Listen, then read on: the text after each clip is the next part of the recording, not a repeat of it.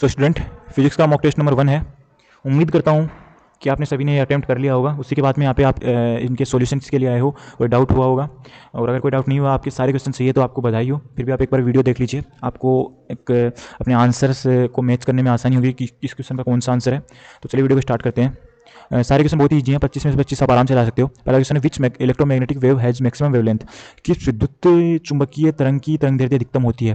तो gamma rays होती है उसकी, सॉरी यहाँ पे देखो, फ्रिक्वेंसी की बात की जाती तब तो यहाँ पे गामा वेव रेज आता, और तरंग दैर्ध्य यानी वेवलेंथ की बात की जाती तो यहाँ पे रेडियो वेव आएगा।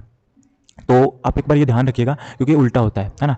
तो रेडियो वेव की बात कर रहे हैं अपन, तो यहाँ पे रेडियो वेव इसकी तरंग दैर्ध्य अधिकतम होगी। क्वेश्चन को ध्यान से पढ़ लेना, देखो मेरे से भी गलती हो जाती है ना इसी टाइप से, तो क्वेश्चन को आप एक बार ध्यान से पढ़ लीजिएगा। क्वेश्चन नंबर 1 की बात कर लिया अपन, क्वेश्चन नंबर 2 पे आते हैं। तो which of the following is not a unit of magnetic field. निम्नलिखित में से कौन चुंबकीय क्षेत्र की इकाई नहीं है? तो वो टेस्ला होता है, वो चुंबकीय क्षेत्र की इकाई होता है, गोस होता है, वेबर होता है, बट न्यूटन पर केजी इंटू मीटर नहीं होता है।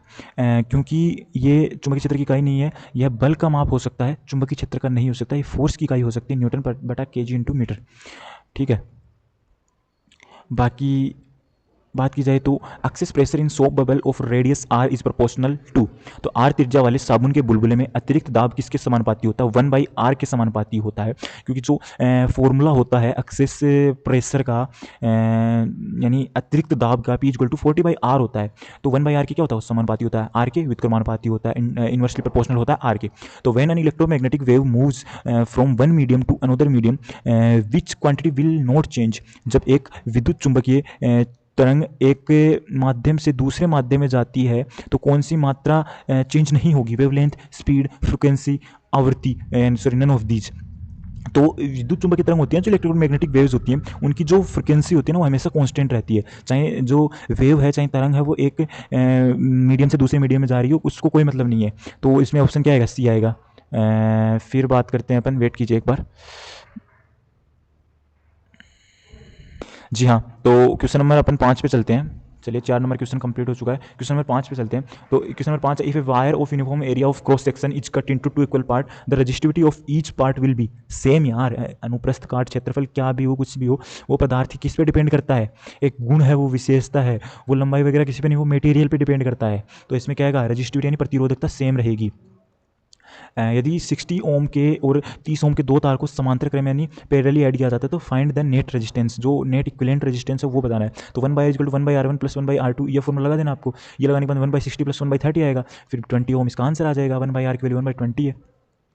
अगला क्वेश्चन आता है, म्यूचुअल इंडक्शन होता है, उसका आयाम क्या होता है? तो म्यूचुअल इंडक्शन होता है, उसको क्या बोलते हैं, फॉर्मूला होता है उसको, मैग्नेटिक फील्ड एक प्रवाहक तार द्वारा उत्पन्न चुंबकीय क्षेत्र का वर्णन करता है, यानी from the formula of magnetic field due to a current wiring तार। तो इसमें इसका जो इंडक्शन का जो फॉर्मूला होता है वो आप इसका म्यूचुअल इंडक्शन का फॉर्मूले से यदि आप निकालोगे तो इसका जो आयाम आएगा, जो इसकी वीमा आएगी, जिसको हिंदी में वीमा बोलते हैं, डायमेंशन होता है, वो m1 l2 t-3 a-1 होगा।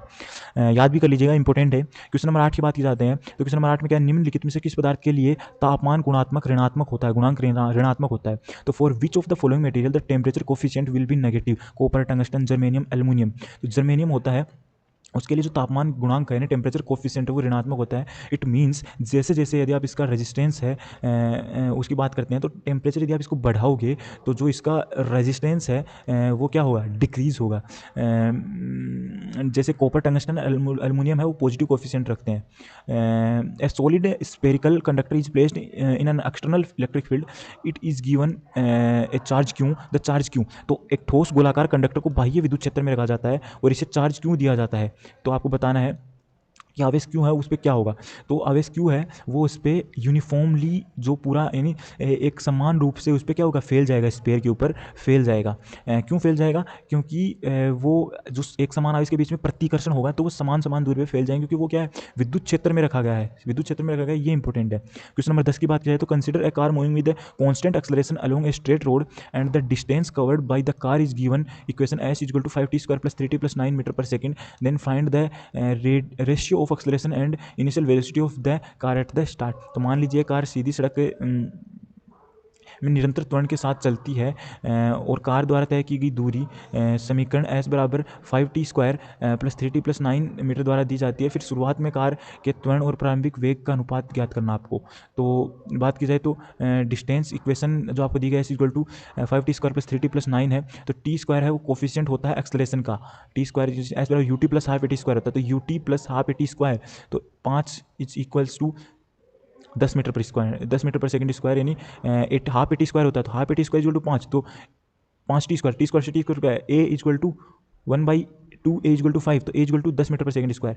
और 3 क्या है, एस बराबर ut, u वेलोसिटी होती है, प्रारंभिक वेग होता है इनिशियल वेलोसिटी, वो क्या होगा 3, तो 3 तो 10/3 इसका आंसर आ जाएगा। सिंपल सा है, आपको बस उसको क्या करना है, दोनों को मैच करना है, कंपेयर करना है, कंपेरिजन करना है। Which one of the following statement is correct, निम्नलिखित में से कौन सा कथन सही है।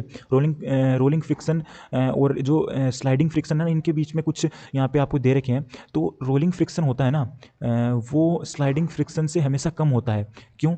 क्योंकि जो कोई रोलिंग जो मतलब ऐसी ऑब्जेक्ट होता है जो घूम सकती है, वो स्लाइडिंग वाले से जल्दी जाएगी, ठीक है। तो यही रीज़न है, रोलिंग फ्रिक्शन कम होता है, जल्दी जाएगी। किसी एक को तो गेंद को, और गेंद जैसे ही m द्रव्यमान के किसी m मास के किसी ऑब्जेक्ट को यदि आप एक जगह से दूसरी जगह डिस्प्लेस करोगे तो गेंद जल्दी जाएगी, समझ पा रहे हैं।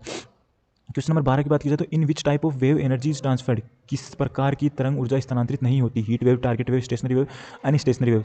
स्थायी जो वेव होती है ना, स्टेशनरी, स्थिर तरंगों में एक स्थान से दूसरे स्थान पर ऊर्जा स्थानांतरित नहीं होती, बल्कि ऊर्जा निश्चित बिंदुओं नोड्स और एंटी नोड्स पर दोलन करती है। क्वेश्चन नंबर 13 है, बल की इकाई सीजीएस और एसआई और सीजीएस का अनुपात, यानी the ratio of SI unit of and CGS unit of force is 10 की पावर, यार ये गलत दिया है, इसमें 10 की पावर 5 आएगा।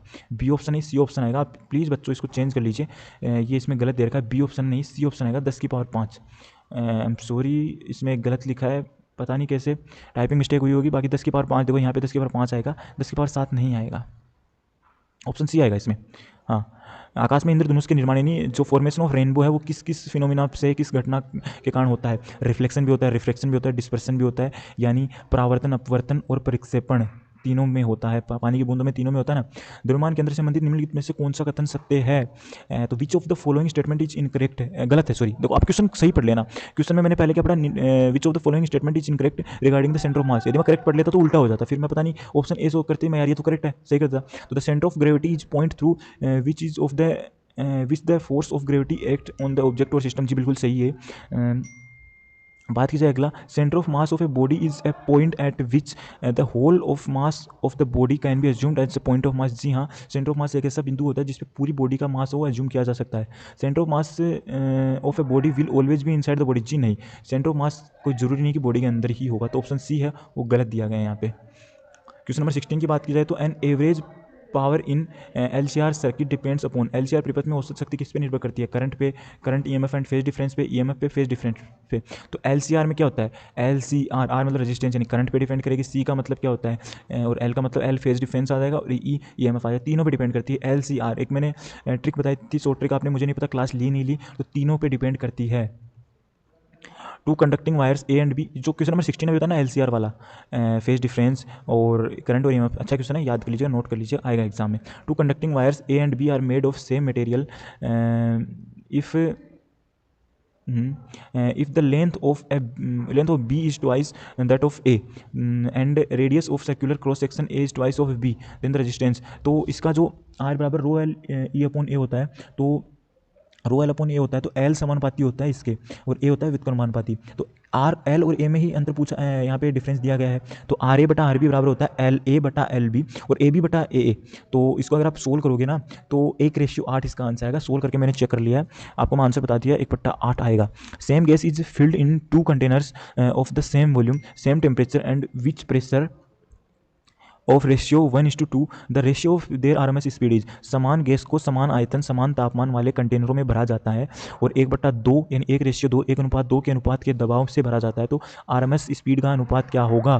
तो आपको पता है root mean square RMS speed होती है 3 kT/m का रूट होती है, यहाँ पे K बोल्ट्जमान स्थिरांक होता है, बोल्ट्जमान कांस्टेंट होता है, T टेम्परेचर होता है और M अणु का द्रव्यमान होता है।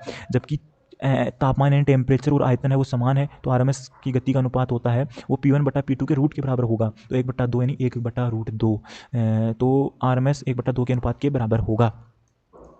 ऑप्शन इसमें कौन सा आएगा,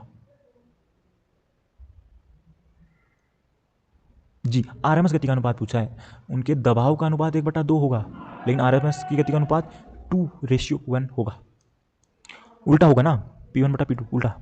A body of mass m moving with the velocity v explodes into two equal parts.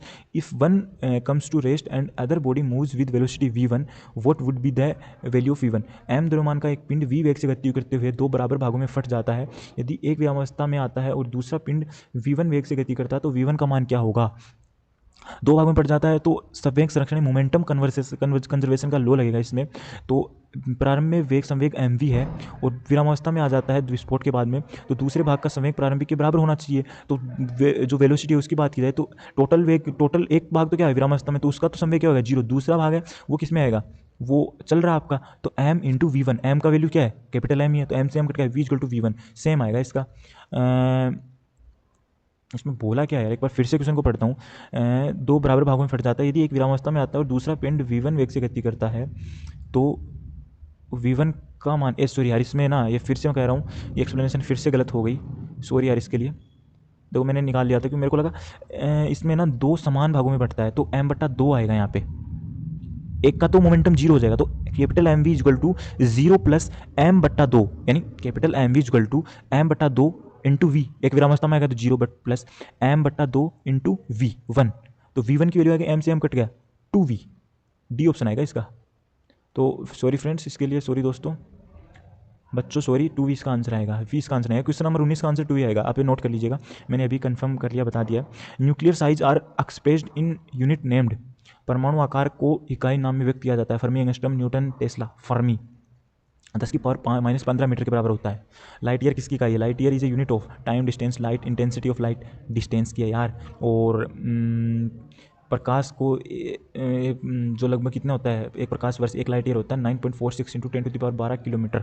Miraj is due to, mirage किसके कारण होता है unequal heating of different part of the atmosphere. तो अनइक्वल हीटिंग होगा ना तो क्या होगा, अपवर्तन होता है, पर मिराज प्रकाश किरणों के अपवर्तन के कारण होता है, जो मतलब अनइक्वल हीटिंग डिफरेंट पार्ट होता है ना एटमॉस्फेयर का, यानी वायुमंडल में अलग अलग परतें बन जाती हैं, डिफरेंट परतें यानी पार्ट्स लेयर्स बन जाती हैं हीटिंग के कारण, अनइक्वल हीटिंग के कारण। तो क्या होता है उससे अलग अलग प्रकार के माध्यम बन जाते हैं जिससे प्रकाश किरणों क्या होता है, अपवर्तन होता है। अपवर्तन के कारण क्या होता है, मिराज होता है, मिराज इफेक्ट होता है। मृग तृष्णा, light from sun reaches in nearly, सूर्य से प्रकाश पृथ्वी पर कितनी देर में पहुंचता है, 8 मिनट में पहुंचता है। 3 × 10⁸ से अगर आप निकालना चाहो तो हो जाएगा। द रेसिप्रोकल ऑफ रेजिस्टेंस, प्रतिरोध का व्युत्क्रम क्या होता है, कंडक्टेंस होता है। प्रतिरोध का व्युत्क्रम जो प्रवाहकता जिसको बोलते हैं, जी से निरूपित किया जाता है, यह होता है it is the ability of a material to conduct electric current, जो इलेक्ट्रिक करंट होता है उसको कंडक्ट करने की एक एबिलिटी होती है किसी पदार्थ की, और इसकी जो यूनिट होती है वो साइमन होती है, साइमन, ठीक है। क्वेश्चन नंबर 25 की बात की जाए तो the relation between the electric field and the magnetic field is, विद्युत क्षेत्र और चुंबकीय क्षेत्र में अंतर जो आप बोलते हो संबंध क्या होता है, वो होता है म्यू नॉट एप्सिलॉन नॉट का रूट। तो विद्युत क्षेत्र ई और बी में संबंधित, क्योंकि प्रकाश की गति होती है c 1/म्यू नॉट एप्सिलॉन नॉट होती है, और म्यू नॉट एप्सिलॉन नॉट की जो म्यू नॉट क्या होता है, म्यू नॉट होता है permeability of free space and epsilon not होता है परमिटिविटी ऑफ फ्री स्पेस। तो क्वेश्चन 1 to 25 हो गए कंप्लीट, उम्मीद करता हूँ सभी बच्चों के सारे क्वेश्चन सही आए होंगे। एक दो क्वेश्चन यहाँ पे गलत मेरे से टाइप हो गया था, आई डोंट नो कैसे टाइपिंग मिस्टेक हुई होगी या जो भी, बट मैंने इसको अभी करेक्ट कर लिया है। तभी बच्चों मैंने सारे जो क्वेश्चन है उसको क्रॉस चेक किया था, बट एक दो क्वेश्चन हो जाते हैं गलती, तो सॉरी फॉर दैट। बाकी 9 जो मॉक टेस्ट है वो भी मिल जाएंगे, मैथमेटिक्स के भी मिल जाएंगे आपको। आप ऐसे ही तैयारी करते रहिए और best of luck for your exam. Thank you.